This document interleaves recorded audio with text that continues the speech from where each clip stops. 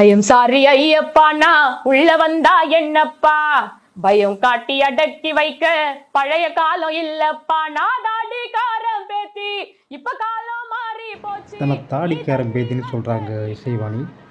தாடிக்காரன் என்ன சொல்லியிருக்காரு பார்த்தீங்கன்னா, பறையர் பல்லர் உள்ளிட்ட ஒடுக்கப்பட்ட சமூகங்களை எவ்வளோ கேவலமாக பேசியிருக்காரு. அந்த ஆளோட பேத்தின்னு சொல்லிட்டு இவங்க வந்து ஐயப்பனை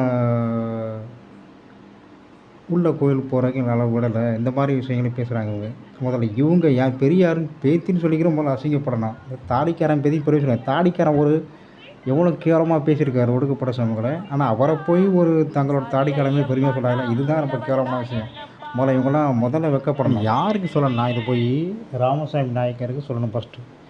எங்களை எவ்வளோ கேவலமாக பேசியிருக்கேன், இன்றைக்கெல்லாம் நாங்களாம் எப்படி இருக்கோம், எந்த காலம் மாறிடுச்சு அப்படின்னு ராமசாமி நாயக்கரை பற்றி சொல்லியிருக்கணும்.